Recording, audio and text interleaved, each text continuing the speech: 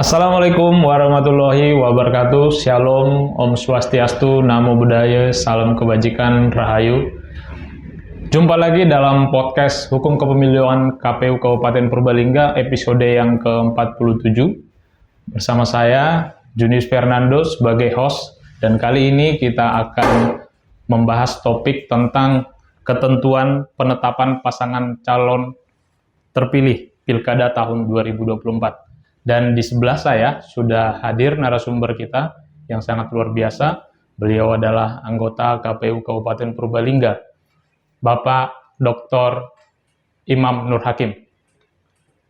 Assalamualaikum, Pak. Waalaikumsalam, Mas Nando. Terima kasih sudah hadir dalam podcast kali ini. Mudah-mudahan kali ini kita akan memberikan pencerahan ke kawan JDH, dan mungkin kawan JDH juga sudah menanti-nantikan episode podcast kali ini karena setelah kemarin kita sudah melakukan rekapitulasi ya Pak. Ya. Rekapitulasi hasil pemilihan bupati dan wakil bupati itu di 2 Desember dan kemudian di 7 Desember ternyata kita juga sudah melakukan rekapitulasi yang tingkat provinsi. Ya untuk Pilgub. Nah, pasti bertanya-tanya nih kawan JDH, apa sih sebenarnya yang dilakukan KPU setelah itu gitu. Ya. Baik, Mas Nando ya, terima kasih.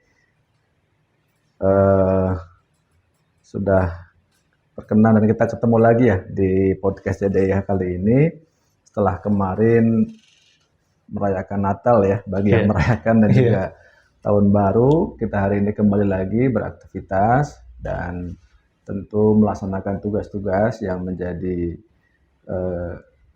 kewajiban yang harus kita laksanakan dan juga tugas-tugas yang memang harus kita laksanakan.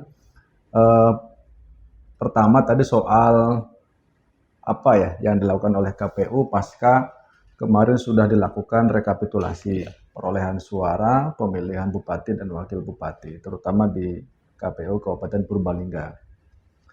Jadi sebetulnya masih ada tahapan nih yang tersisa yang harus segera dilaksanakan.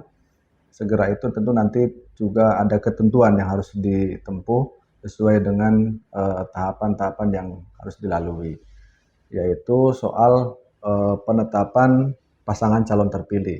Nah, jadi penetapan pasangan calon terpilih ini tentu sudah masuk dalam tahapan akhir ya, yang harus dilakukan oleh KPU pasca kemarin sudah dilakukan proses rekapitulasi yang secara berjenjang ya, dari mulai di tingkat kecamatan dan juga di tingkat kabupaten. Nah, ini berikutnya adalah soal penetapan pasangan calon terpilihnya.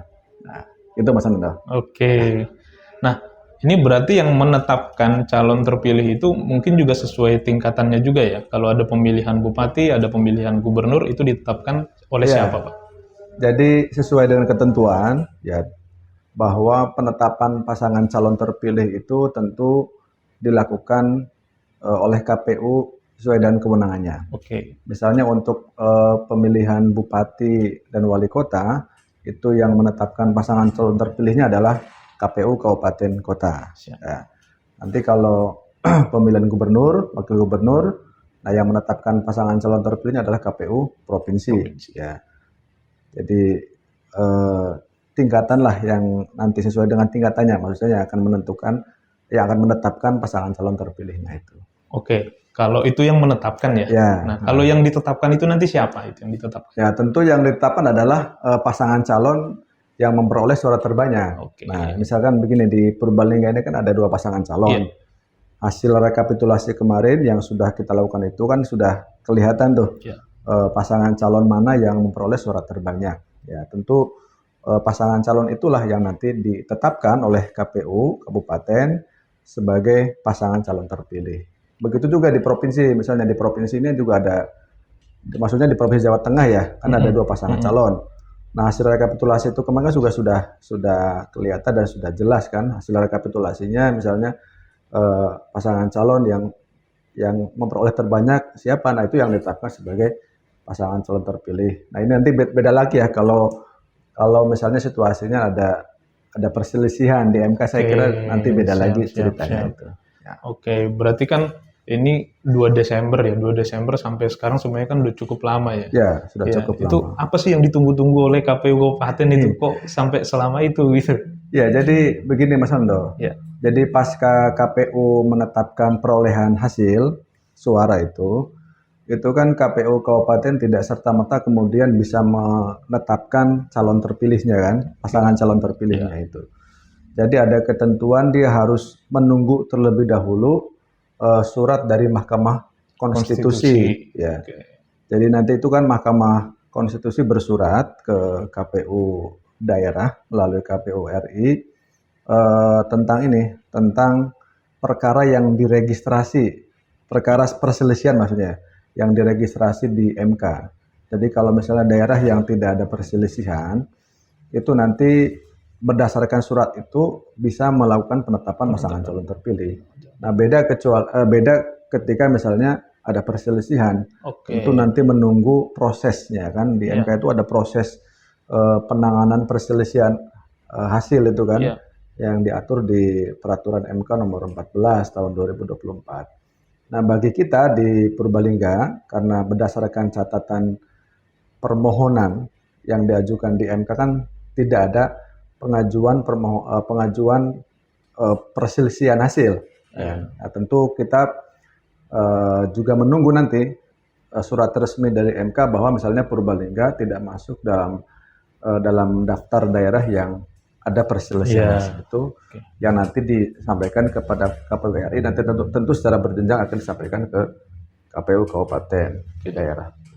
Itu artinya sampai hari ini kita belum memperoleh ya surat pemberitahuan itu ya. Jadi kalau normanya kan jika tidak terdapat permohonan perselisihan hasil pemilihan, ya nanti paling lama 3 hari setelah KPU memperoleh surat pemberitahuan dari MK tentang registrasi tadi yang saya sebut, registrasi perkara perselisihan dalam buku registrasi perkara konstitusi, itu nanti baru kita bisa melakukan penetapan pasangan calon terpilih. Jadi kita punya waktu 3 hari. Mas.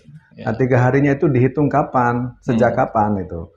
Yaitu setelah KPU menerima surat pemberitahuan dari Mahkamah Konstitusi yang tertuang dalam IBRPK ya, buku register perkara konstitusi di Mahkamah Konstitusi. Nah, ini jadi kita dalam situasi masih menunggu itu. Masih menunggu itu ya. Karena nanti juga kita menunggu ya, intinya menunggu dari MK kapan surat itu akan disampaikan. Nah, kalau kita mengacu di peraturan MK nomor 14 tahun 2024, jadi pemberitahuan IBRPK itu nanti baru disampaikan tanggal 3, berarti besok ya.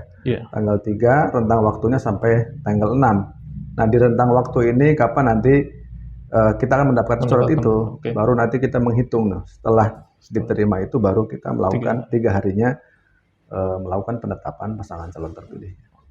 Berarti podcast ini sebenarnya penting banget ya Pak, karena mungkin besok surat itu datang ya. Bisa jadi. Pokoknya kita tunggu aja nih 3 sampai 6 Januari itu di tanggal berapa MK itu bersurat. Siap. Gitu. Nah, ini kan mungkin kalau kasus Purbalingga di rekapitulasi kemarin itu sebenarnya sudah jelas ada satu yang lebih tinggi dibanding calon yang lain gitu ya. Tapi kan di beberapa daerah mungkin ada kejadian nih kasus-kasus tertentu di mana jadi lebih dari satu paslon itu memperoleh suara yang paling banyak gitu ya, mungkin sama gitu, suaranya sama. Anggaplah ada 3 calon, kemudian 2 calon ini ternyata sama-sama banyak gitu kan dibanding satu calon ya. Nah, gimana cara menentukannya gitu kan kalau misalnya kejadiannya seperti itu? Ya, jadi dalam hal misalnya terdapat lebih dari satu berarti kan ya.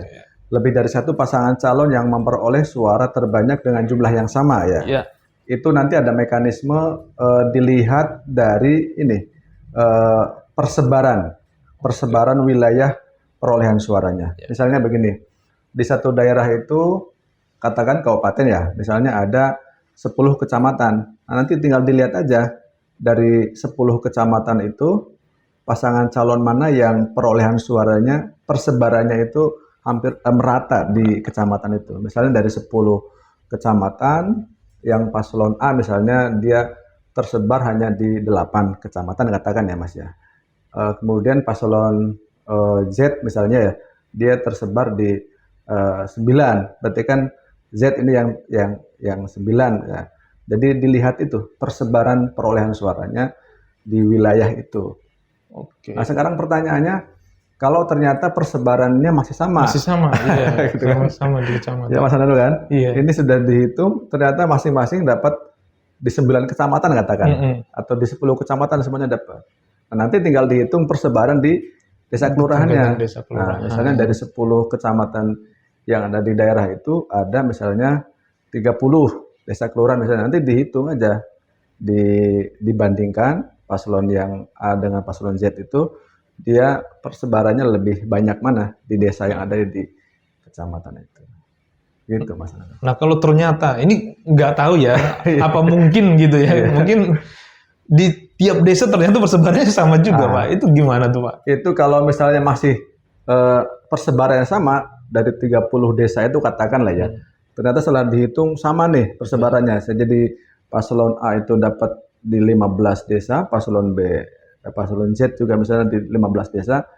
Kalau sama itu setelah dihitung, nanti tinggal dihitung persebaran TPS-nya.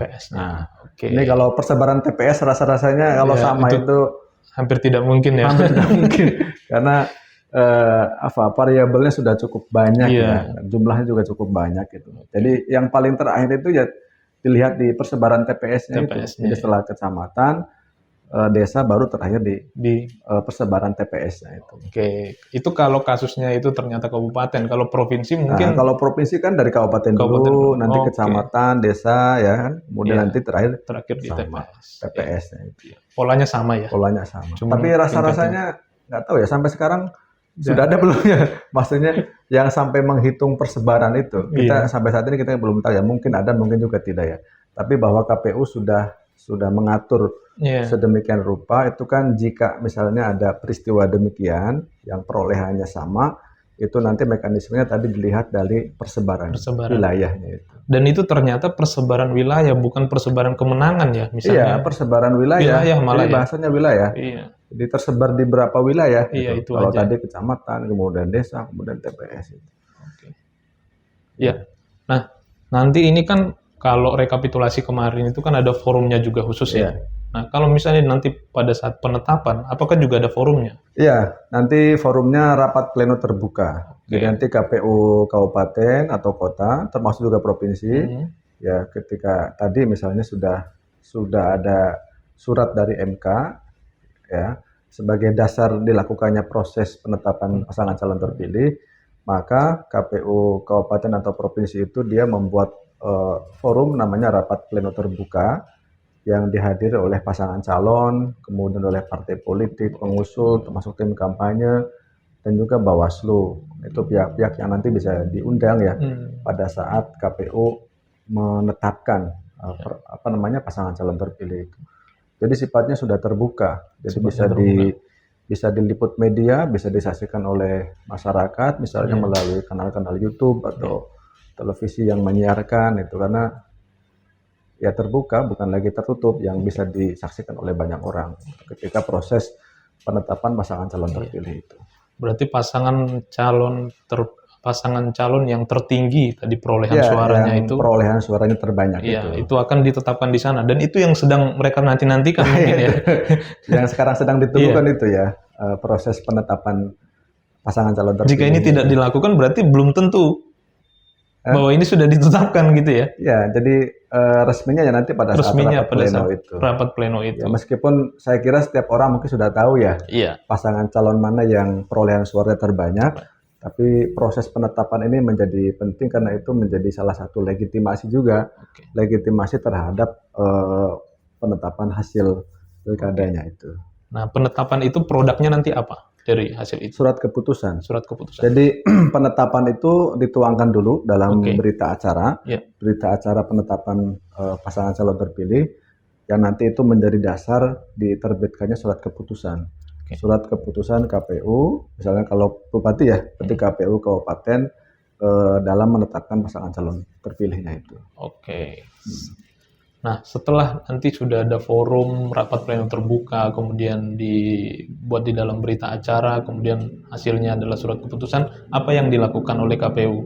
Ya nanti diumumkan. Jadi diumumkan. KPU mengumumkan bisa di media sosial, kemudian juga di media, dan termasuk juga nanti ditembuskan atau disampaikan kepada pihak-pihak terkait, misalnya Oke. kepada DPRD kan, Iya. karena itu nanti SK atau surat keputusan penetapan pasangan calon terpilih itu menjadi salah satu dasar penting ya bagi DPRD dan juga pemerintah di dalam melakukan persiapan pelantikan Pelantikan. pasangan calon terpilih. Oke. Jadi dasarnya itu adalah SK KPU terkait dengan penetapan pasangan calon terpilih itu. Makanya nanti oleh KPU, oleh kita disampaikan kepada pihak-pihak terkait, terutama misalnya DPRD ya sebagai dasar nanti. Karena DPRD juga harus eh, membawa itu ke dalam rapat paripurna DPRD Oke. itu ya. Siap. Itu kan nanti rangkaiannya ada di rangkaian persiapan pelantikan. Oke. Nah, kalau ini kan soal pengumuman itu apakah harus dilakukan pada saat itu juga atau bisa besok atau ada jangka waktunya, batas waktunya?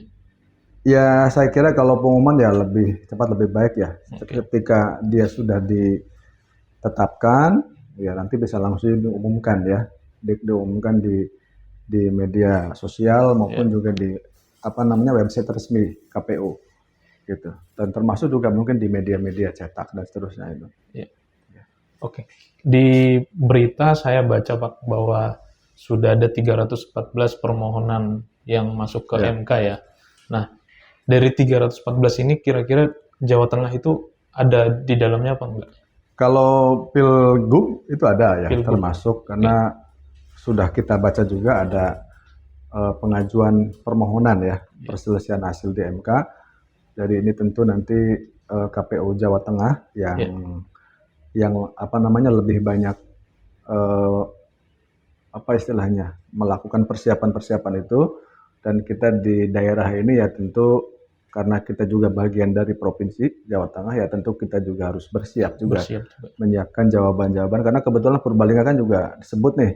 Ada beberapa wilayah yang oleh pemohon disebut dalam tanda petik dianggap misalnya bermasalah misalnya. Nah, tentu kita harus menyiapkan jawaban itu dalam rangka ikut meyakinkan ya bersama KPU Jawa Tengah terhadap perkara-perkara yang disoalkan di MK itu. Dan posisi saat ini kita sudah siap ya Pak? Dan kita sudah siap. Kalau kita kan sebetulnya yang penting adalah menyiapkan segala sesuatu, terutama dokumen-dokumen hasil kinerja yang sudah kita lakukan. Jadi kita meyakinkan bahwa apa yang sudah kita kerjakan adalah betul dan benar sesuai dengan ketentuan. Itu aja saya kira yang perlu kita siapkan itu. Oke, nah kalau Purbalingga sudah dipastikan tidak ada dalam permohonan MK.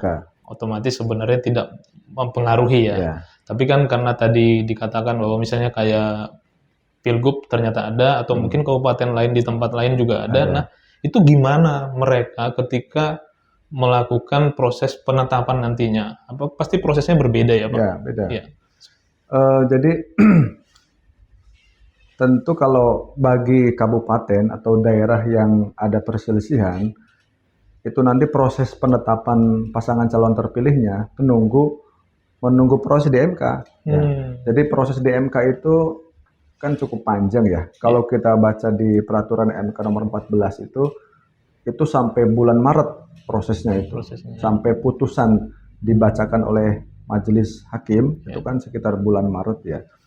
Jadi kalau misalnya bagi daerah yang kebetulan misalnya diregister dan kemudian dilanjutkan dalam proses tahapan persidangan sampai putusan, ya tentu nanti menunggu sampai putusan itu. Jadi menunggu sampai putusan. Ya kapan putusannya ya nanti diikuti tahapan-tahapan di MK itu, karena tahapannya juga cukup banyak itu di MK. Oh iya, cukup banyak ya. Iya, cukup banyak itu. Di berita itu katanya minggu depan baru mulai sidang lah Pak. Ya. Nah, apa saja sih tahapan penyelesaian perselisihan di MK itu? Tahapannya kalau kita baca PMK nomor 14 itu kan pertama dari proses pengajuan permohonan, ya kan. Kemudian nanti ada pemeriksaan oleh MK untuk setahu saya itu untuk menilai apakah permohonan ini sudah memenuhi syarat atau belum ya, Oke. termasuk sudah lengkap atau belum. Nanti kan Ya. kalau misalnya belum lengkap kan pemohon diberi kesempatan untuk melengkapi. Melengkapi. Ya. Jadi kalau PMK 14 itu malah sampai hari ini nih, tanggal 2 itu dia masih dalam rangkaian perbaikan permohonan. Nah, besok tanggal 3 Januari itu baru proses pencatatan dan nanti pemberitahuan ke BRPK. Nah, kalau sudah terregister itu nanti baru masuk tahapan-tahapan persidangan. Ada pemeriksaan pendahuluan dan seterusnya. Pendahuluan, nanti ada pemeriksaan persidangan yang nanti menghadirkan saksi kan, menghadirkan ahli, menyampaikan alat bukti dan seterusnya itu. Jadi memang cukup panjang ya sampai nanti tahapan putusan. Tapi di sela-sela tahapan persidangan sampai putusan itu juga ada yang namanya dismissal ya. Jadi terhadap misalnya perkara yang diajukan ke MK tapi misalnya dianggap misalnya ya kurang memenuhi syarat atau tidak dapat dibuktikan dan seterusnya, itu kan nanti ada proses dismissal ya. Nah, ini masa-masa apa ya? Masa-masa di tahapan persidangan itu ya. Ya akhirnya ujungnya nanti di tahapan putusan. Jadi memang cukup panjang. Jadi nanti para pemohon, termohon dia menghadirkan saksi kan, menghadirkan ahli, menyampaikan alat bukti dan seterusnya. Ya seperti yang sering kita saksikan lah di televisi proses persidangannya ya sampai nanti putusannya. Jadi bagi kabupaten kota atau daerah yang ada perselisihan ya nanti tentu nunggu di tahapan itu, tahapan proses. Apakah dia putus di tahapan dismissal ataukah dia putus perkaranya sampai di akhir di tahapan putusan. Nah, tentu nanti mengikuti ritme tahapan di MK itu. Kalau dia putus di dismissal atau sampai keputusan, posisi KPU di kedua proses itu dia di mana? Ya, tentu nanti kan menunggu ini lebih lanjut dari KPU RI kan soal kapan waktunya misalnya bagi daerah yang perkaranya selesai di dismissal ya, kapan dia melakukan proses penetapan calon terpilihnya. Saya kira nanti KPU RI akan menerbitkan surat ya terhadap yang demikian itu dan termasuk juga yang misalnya sampai di putusan. Nah yang sampai di putusan ini kan juga ada dua kemungkinan ya, atau beberapa kemungkinan lah. Kemungkinan pertama misalnya permohonannya ditolak, ya kan. Kalau ditolak berarti kan selesai kan, berarti pihak terkait atau yang peroleh surat terbanyak selesai kan, berarti dia dianggap legitimate gitu. Nah ada juga misalnya permohonannya diterima sebagian. Kemudian misalnya perintahnya ada PSU segala macam itu. Atau mungkin ada permohonan yang pemohon yang permohonannya diterima seluruhnya. Nah, ini kalau udah seluruhnya berarti kan ya dianggap calon yang menang itu memang tidak bisa diterima misalnya kan. Nah, karena kalau kita lihat beberapa putusan MK kan juga banyak yang demikian kan, yang kemudian harus dilakukan pemungutan suara ulang di seluruh wilayah kan. Itu saya kira nanti cukup panjang ya, dan itu sudah diatur di PKPU juga soal bagaimana penetapan pasangan calon terpilih ketika misalnya putusannya itu memerintahkan dilakukan pemungutan suara ulang. Gitu. Artinya ketika setelah putusan pun dan ada putusan untuk melakukan PSU, masih KPU harus melakukan PSU lagi. Betul. Dan ada tahapan lagi yang harus dilakukan seperti itu. Dan akhirnya lebih mundur lagi penetapannya. Dan dengan kasus seperti itu, di beberapa daerah pasti berbeda-beda penetapannya. Penetapannya beda-beda. Dan untuk pelantikannya juga kan berbeda-beda atau seperti apa? Ya, dimungkinkan berbeda-beda. Jadi kalau kita mengacu di Perpres nomor 80 tahun 2024, kalau yang normal itu kan pelantikan gubernur itu tanggal 7 ya, Februari, kemudian pelantikan bupati wali kota kan tanggal 10 ya. Itu kalau yang tidak ada perselisihan ya, atau yang perselisihan mungkin putusannya sebelum itu sudah keluar ya, sehingga bisa diikutkan dalam tahapan pelantikan di situ. Nah tentu bagi daerah yang melampaui tanggal itu belum selesai kan, ya, kita tinggal nanti menunggu dari peraturan presiden lebih lanjut mungkin yang mengatur soal kapan pelantikan terhadap daerah yang perkaranya masih berproses di MK atau menunggu putusannya kapan. Gitu Mas Nanda. Oke, menarik ini Pak pembahasannya. Walaupun sebenarnya ini soal penetapan, tapi lebih menarik tentang pembahasan-pembahasan di luar itu Iya, tadi. betul. Ya. Iya, Ya, menarik karena ini kan juga ditunggu banyak pihak kan. iya, betul. Kapan misalnya kepala daerah terpilih, kapan kepala daerah yang menang itu dia ditetapkan. Ditetapkan. Karena mungkin bagi sebagian orang belum paham ya mekanismenya, makanya melalui forum ini kita sampaikan bahwa ada ketentuan yang harus dilalui oleh KPU dalam hal menetapkan pasangan calon terpilih. Salah satunya tadi adalah menunggu ya kan Iya, surat dari Mahkamah Konstitusi terhadap register perkara yang ada di MK. Jadi bagi daerah yang tidak ada perkara yang disampaikan di MK tentu nanti bisa melakukan tahapan penetapan pasangan calon terpilih 3 hari setelah KPU ini kan menerima surat dari MK itu. Nah, kalau Purbalingga itu kapan kan itu pertanyaannya Iya. ya. Nah, kita tinggal nunggu aja nih. Kalau misalnya besok tanggal 3 katakan ya, sudah keluar nih surat dari MK. Berarti kan Dihitung ya. 456. Itu maksimal tanggal 6 KPU Purbalingga harus menetapkan pasangan calon terpilih. Walaupun itu hari libur ya. Walaupun hari libur kan. Oke. Nah, termasuk misalnya apakah misalnya tanggal 4 ya, tinggal dihitung aja 3 hari setelahnya. Kemudian apakah tanggal 5. Yang jelas berarti tanggal 6 nih. Berarti kalau tanggal 6 ya 7, 8, 9 berarti. Jadi kesimpulannya paling lambat tanggal 9.